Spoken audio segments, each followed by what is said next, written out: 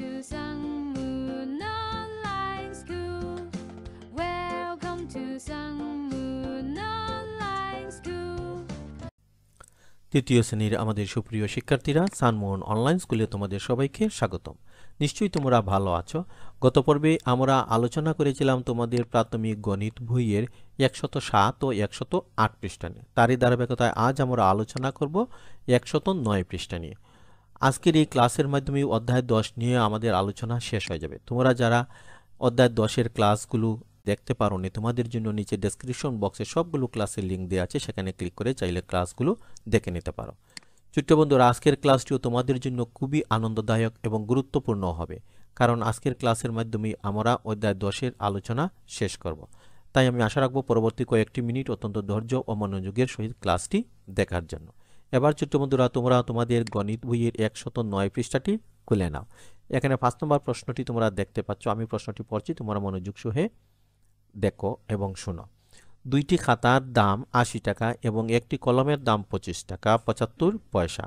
আরিশা দোকানদারকে এই জিনিসগুলো কেনার জন্য 200 টাকার একটি নোট দিল। দোকানদার আরিশাকে কত টাকা ফেরত দেবেন?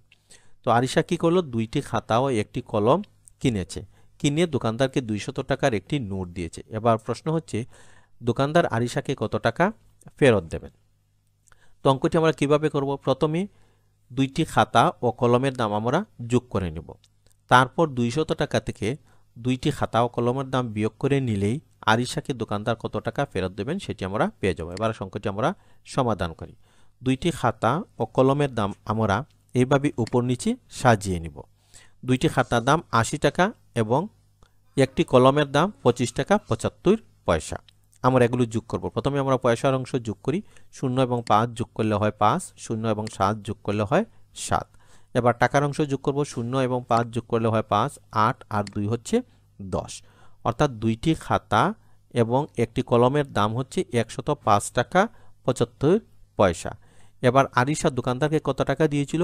200 টাকা। 200 টাকা থেকে আমরা 105 টাকা 75 পয়সা বিয়োগ করব। এটিকে আমরা এভাবে সাজিয়ে নেব। 200 টাকা 00 পয়সা, নিচে আমরা বিয়োগ দিয়ে লিখব 105 টাকা 75 পয়সা। এবার তোমরা দেখো, উপরে আছে 0 পয়সা কিন্তু নিচে আছে 75 পয়সা। আমরা 0 পয়সা থেকে 75 পয়সা বিয়োগ করতে পারি না। তাই আমরা কি করব?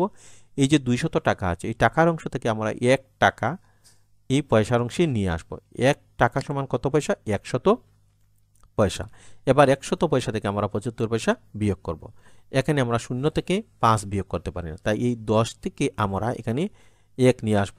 তাহলে কত হবে? এখানে 10। 10 থেকে 5 বিয়োগ করলে হয় 5। এখানে আছে 9, 9 থেকে 7 বিয়োগ করলে 2। এবার আমরা টাকার অংশ বিয়োগ করব। টাকার অংশে এখানে কত আছে? 199 টাকা, কারণ 1 টাকা আমরা পয়সার অংশে নিয়ে গিয়েছিলাম। এবার আমরা 9 থেকে 5 বিয়োগ করলে আমরা পাই 4। এখানে 9 থেকে 0 বিয়োগ করলে 9। এখানে আছে কত? 1। 1 থেকে 1 বিয়োগ করলে 0, বাম দিকে 0 বসে না।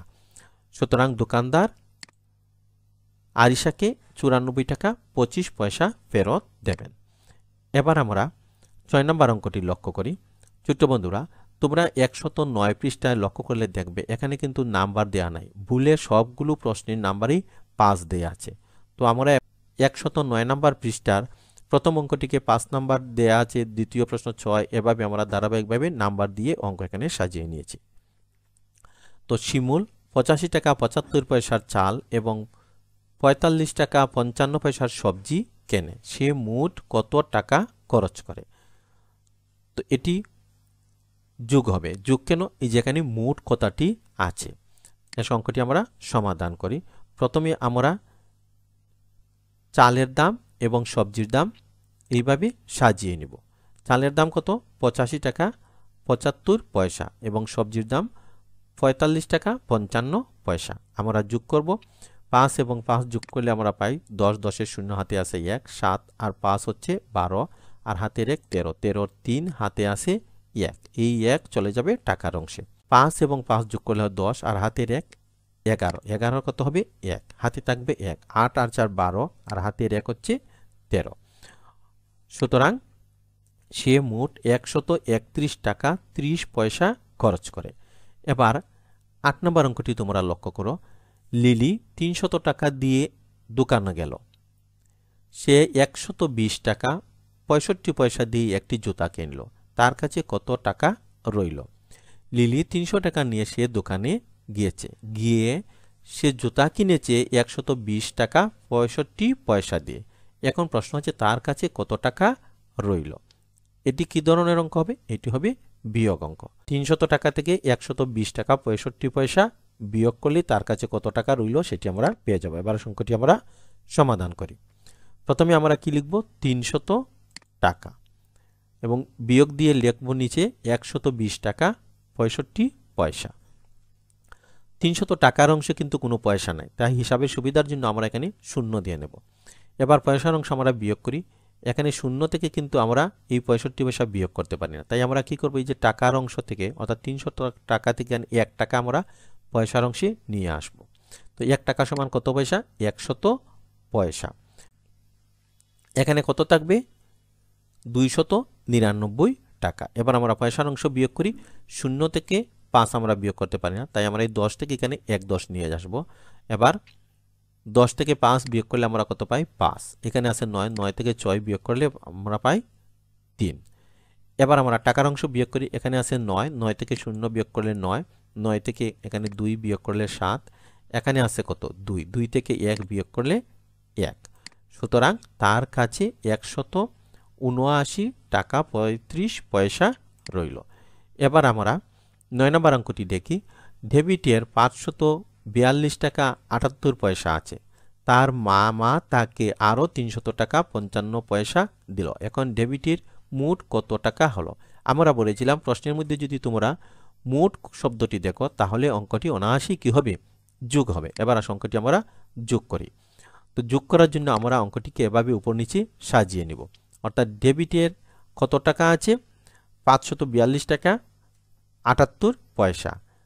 তার মামা তাকে আরও কত টাকা দিলেন? 300 টাকা 55 পয়সা। এবার আমরা পয়সার অংশ যোগ করি।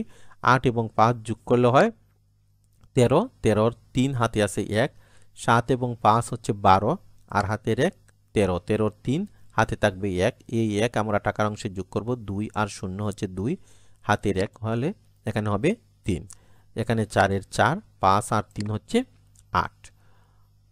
সুতরাং ডেবিটের মোট 843 টাকা 33 পয়সা হলো। এবার অঙ্কটি তোমরা লক্ষ্য করো। রিয়া 100 টাকা নিয়ে দোকানে গেল, সে 69 টাকা 75 পয়সা দিয়ে একটি বই কিনলো, তার কাছে কত টাকা রইল? তো অঙ্কটি কি হবে? বিয়োগ হবে। এসো আমরা অঙ্কটি সমাধান করি। অঙ্কটি আমরা এইভাবে উপর নিচে সাজিয়ে নিব। রিয়া কত টাকা নিয়ে দোকানে গেল? 100 টাকা নিয়ে, তাই আমরা এখানে লিখব 100 টাকা 00 পয়সা, কারণ সে কোনো পয়সা নেয়নি, শুধু টাকা নিয়েছে, তাই পয়সার অংশে 0 হবে। সে কত টাকা দিয়ে বই কিনলো? 69 টাকা 75 পয়সা দিয়ে। এবার আমরা পয়সার অংশ বিয়োগ করি। এখানে উপরে আছে 0 পয়সা, নিচে আছে 75 পয়সা। তো 0 থেকে আমরা 75 বিয়োগ করতে পারি না, তাই আমরা এই যে টাকার অংশ থেকে এখানে 1 টাকা নিয়ে আসবো। 1 টাকা সমান কত? 100 পয়সা। এখানে আছে কত? 99 টাকা, কারণ এখানে আর 100 টাকা থাকবে না, কারণ 1 টাকা আমরা পয়সার অংশে নিয়ে গেছি। এবার পয়সার অংশটি আমরা বিয়োগ করি। এখানে 0 থেকে 5 বিয়োগ করা যায় না, তাই এই 10 থেকে আমরা এখানে 1 নিয়ে আসবো। এবার এখানে 10 হবে, 10 থেকে 5 বিয়োগ করলে আমরা পাই 5, এখানে আছে 9, 9 থেকে 7 বিয়োগ করলে 2। এবার টাকার অংশ আমরা বিয়োগ করি। 9 থেকে 9 বিয়োগ করলে হয় 0, এখানে 9 থেকে 6 বিয়োগ করলে আমরা পাই 3। সুতরাং তার কাছে 30 টাকা 25 পয়সা রইল। ছোট্ট বন্ধুরা, এবার আসো বারের কাজ। আজ আমরা 109 পৃষ্ঠাটি সমাধান করলাম। এখানে অনেকগুলো অঙ্ক রয়ে গেছে, এই অঙ্কগুলো তোমরা বাসায় নিজে নিজে অনুশীলন করবে।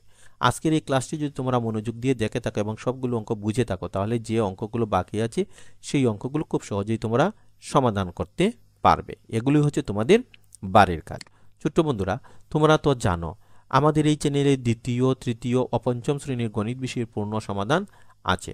তোমরা যদি দ্বিতীয়, তৃতীয় ও পঞ্চম শ্রেণীতে পড়ে থাকো, তাহলে আমাদের চ্যানেলটি তোমরা একটু ভিজিট করো। ভিজিট করার পর যদি তোমাদের কাছে মনে হয় না এই চ্যানেলের ক্লাসগুলো তোমাদের উপকারে আসবে, তাহলে চ্যানেলটি তোমরা সাবস্ক্রাইব করে নেবে এবং প্রতিটি ক্লাস ধারাবাহিকভাবে দেখবে, শুনবে এবং অনুশীলন করবে। আমি বিশ্বাস করি প্রতিটি কাজ যদি তোমরা সুন্দরভাবে অনুশীলন করো, তাহলে গণিত সম্পর্কে তোমাদের আর কোনো সমস্যা থাকবে না। গণিতে তোমরা দক্ষতা অর্জন করবে।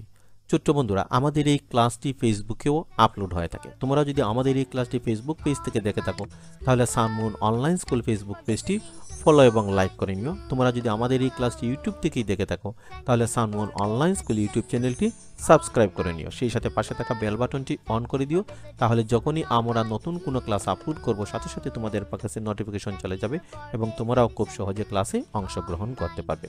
ছোট্ট বন্ধুরা, এতক্ষণ আমাদের সাথে ধৈর্য ধরে থাকার জন্য তোমাদের সবাইকে আন্তরিক ধন্যবাদ। ভালো থেকো, সুস্থ থেকো। পরবর্তী ক্লাসে আবারও দেখা হবে।